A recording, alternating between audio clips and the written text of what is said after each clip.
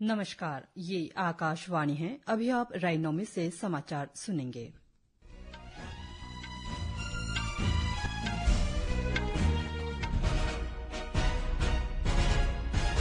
पहले मुख्य समाचार। प्रधानमंत्री नरेंद्र मोदी ने कहा, भारत स्वास्थ्य से लेकर सामाजिक सुरक्षा तक हर क्षेत्र में आगे बढ़ रहा है, जो सामाजिक न्याय की एक शानदार तस्वीर पेश करता है। श्री मोदी ने कहा, ये सफलताएं आने वाले समय में और भी बेहतर होने का विश्वास जगाती है।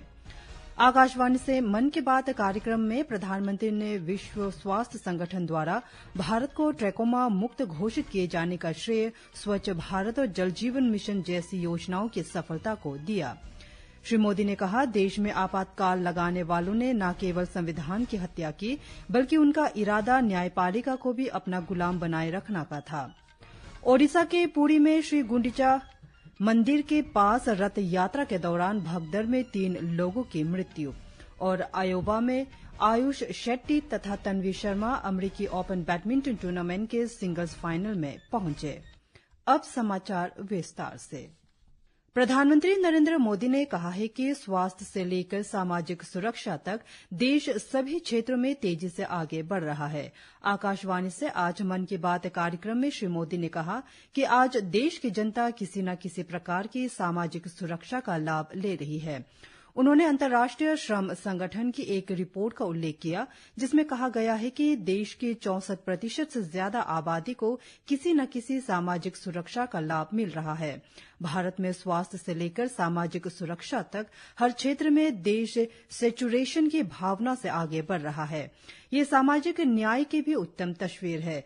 इन सफलताओं ने एक विश्वास जगाया है कि आने वाला समय और बेहतर होगा, हर कदम पर भारत और भी सशक्त होगा। श्री मोदी, भारत सामाजिक सुरक्षा प्रदान करने वाले दुनिया के सबसे बड़े देशों में शामिल है। प्रधानमंत्री ने विश्व स्वास्थ्य संगठन की रिपोर्ट का भी उल्लेख किया, जिसमें भारत को आंखों की बीमारी ट्रैकोमा से मुक्त घोषित किया गया है। प्रधानमंत्री ने कहा कि ये उन लाखों स्वास्थ्य कर्मियों के अथक प्रयासों का फल है, जिन्होंने इस बीमारी से लड़ाई लड़ी। श्री मोदी ने कहा कि इसके उन्मूलन में स्वच्छ भारत अभियान और जल जीवन मिशन से भी काफी मदद मिली है।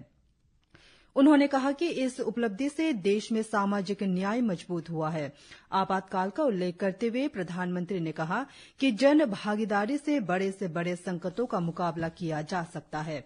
उन्होंने कहा कि ये भारत की जनता का सामर्थ्य है कि वो झुकी नहीं, टूटी नहीं और लोकतंत्र के साथ कोई समझौता नहीं किया।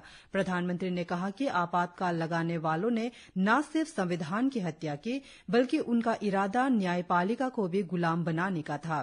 श्री मोदी ने कहा कि इस दौरान कई लोगों को कठोर यातनाएं दी गई, छात्रों को परेशान किया गया और अभिव्यक्ति की आजादी का गला घोटा गया।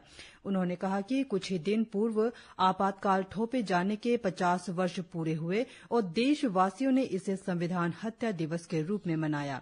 श्री मोदी ने कहा कि हमें उन सभी लोगों को स्मरण रखना चाहिए, जिन्होंने आपातकाल का डट कर मुकाबला किया। इससे हमें संविधान को सशक्त बनाए रखने के लिए निरंतर सजग रहने की प्रेरणा मिलती है। श्री मोदी ने कहा कि 21 जून को आयोजित अंतर्राष्ट्रीय योग दिवस में दुनिया भर के करोड़ों लोगों ने हिस्सा लिया। श्री मोदी ने कैलाश मानसरोवर यात्रा, अमरनाथ यात्रा और जगन्नाथ रथ यात्रा की भी चर्चा की। उन्होंने कहा कि उत्तर से दक्षिण और पूर्व से पश्चिम तक ये यात्राएं एक भारत श्रेष्ठ भारत के भाव का प्रतिबिंब है। उन्होंने कहा, ये धार्मिक यात्राएं सेवा के अवसरों का एक महाअनुष्ठान भी होती है। प्रधानमंत्री ने कहा कि आज असम में बोडोलैंड एक नई पहचान के साथ सामने आया है। उन्होंने कहा कि बोडोलैंड के युवाओं में जो ऊर्जा और आत्मविश्वास है, वो फुटबॉल के मैदान में सबसे अधिक दिखता है। मेघालय के एरी सिल्क का उल्लेख करते हुए उन्होंने कहा कि ये मेघालय की एक धरोहर है, जिसे हाल ही में GI टैग मिला है। श्री मोदी ने कहा कि इस सिल्क को हासिल करने के लिए रेशम की कीड़ों को मारा नहीं जाता, इसलिए इसे अहिंसा सिल्क भी कहा जाता है। श्री मोदी ने कहा कि पिछले महीने भगवान बुद्ध के पवित्र अवशेष भारत से वियतनाम ले जाए गए और उन्हें 9 स्थानों पर जनता के दर्शन के लिए रखा गया था। भारत की ये पहल वियतनाम के लिए राष्ट्रीय उत्सव बन गई और करीब 10 करोड़ लोगों की आबादी वाले वियतनाम में 1.5 करोड़ से ज्यादा लोगों ने भगवान बुद्ध के पवित्र अवशेषों के दर्शन किए। राष्ट्रीय महिला आयोग के एक दल ने आज कोलकाता में विधि महाविद्यालय का दौरा किया, जहां हाल ही में सामूहिक दुष्कर्म की घटना सामने आई है। दल का नेतृत्व डॉ अर्चना माजुमदर ने किया। पुलिस अब तक इस मामले में कॉलेज के सुरक्षा गार्ड सहित 4 लोगों को गिरफ्तार कर चुकी है। इस मामले को लेकर भारतीय जनता पार्टी के राष्ट्रीय अध्यक्ष जेपी नड्डा ने 4 सदस्यों की एक समिति गठित की है, जो राज्य में जाकर मामले की जांच करेगी और अपनी रिपोर्ट सौंपेगी। आज 19वां सांख्यिकी दिवस है। ये दिवस प्रतिवर्ष प्रोफेसर प्रशांत चंद्र मेहलानोबिस की स्मृति में मनाया जाता है। प्रोफेसर मेहलानोबिस सांख्यिकी और आर्थिक आयोजन के क्षेत्र की एक नामी हस्ती थे। आज इस अवसर पर दिल्ली में आयोजित एक कार्यक्रम में सांख्यिकी और कार्यक्रम क्रियान्वयन मंत्री राव इंद्रजीत सिंह ने कहा कि डेटा आधारित आज के इस युग में सांख्यिकी ही शासन का आधार है। उन्होंने कहा कि निर्धारित समय सीमा के भीतर बड़े पैमाने पर लगातार सर्वेक्षण करने से देश की सांख्यिकी प्रणाली की दक्षता मजबूत हुई है। ओडिशा में पुरी के गुंडीचा मंदिर के पास आज सुबह हुई भगदड़ में 2 महिलाओं सहित 3 श्रद्धालुओं की मौत हो गई और कई अन्य घायल हो गए। ये दुर्घटना उस समय हुई जब भगवान जगन्नाथ, बलभद्र और देवी सुभद्रा के दर्शन के लिए भारी भीड़ उमड़ पड़ी थी।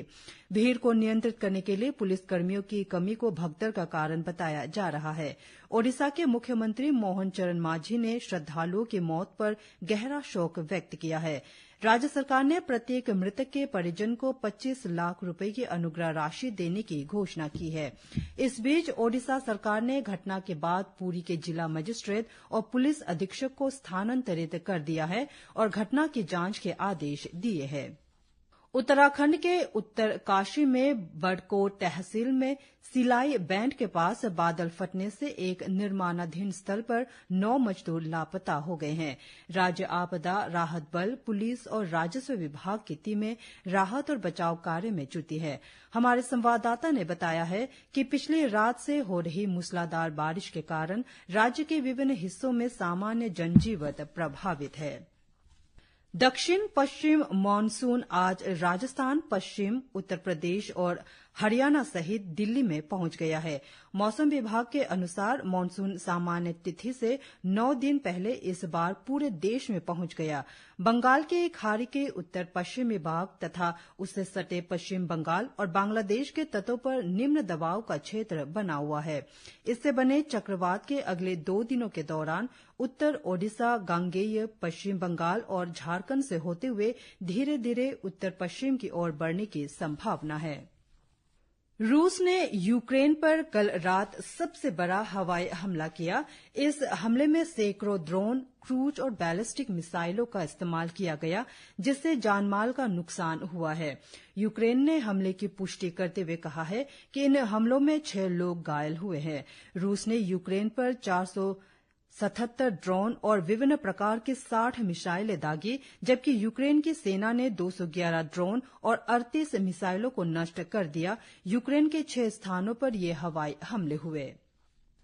अमरीकी ओपन बैडमिंटन टूर्नामेंट में भारत के आयुष शेट्टी और तन्वी शर्मा सिंगल्स फाइनल में पहुंच गए हैं। अमेरिका के आयोवा में आयोजित इस प्रतियोगिता के फाइनल में आज रात तन्वी का मुकाबला चीन के बीवेन झानक और आयुष का सामना कनाडा के ब्रायन यांग से होगा। बर्लिन में महिला FIH प्रो लीग हॉकी में भारतीय टीम आज अपने आखिरी मैच में चीन से खेलेगी। ये मैच रात 8 बजे शुरू होगा। कल चीन ने भारत को 3-0 से हरा दिया, जिससे भारतीय team FIH hockey pro league से बाहर होने की कगार पर पहुंच गई। भारत ने अच्छी शुरुआत कर चौथे मिनट में ही पेनल्टी कॉर्नर हासिल किया, लेकिन टीम गोल करने में असफल रही। मौसम विभाग ने उत्तराखंड और उत्तर प्रदेश के दूर दराज के इलाकों में कल तेज वर्षा का अनुमान व्यक्त किया है। विभाग के अनुसार बिहार, गंगेय, पश्चिम बंगाल, हरियाणा, चंडीगढ़, दिल्ली, हिमाचल प्रदेश, झारखंड, कोंकण, गोवा, मध्य महाराष्ट्र, ओडिशा, पंजाब, सौराष्ट्र, कच्छ, उत्तर प्रदेश और उत्तराखंड के कुछ स्थानों पर आज तेज वर्षा हो सकती है। कोंकण, गोवा, मध्य महाराष्ट्र और गुजरात के तटीय इलाकों में भी अगले 6 दिन यही स्थिति रहेगी। मौसम विभाग ने देश के पश्चिमी, उत्तर पश्चिमी और उत्तर पूर्वी हिस्से में हल्की से मध्यम वर्षा की संभावना व्यक्त की है। इसके साथ समाचार बुलेटिन समाप्त हुए। नमस्कार।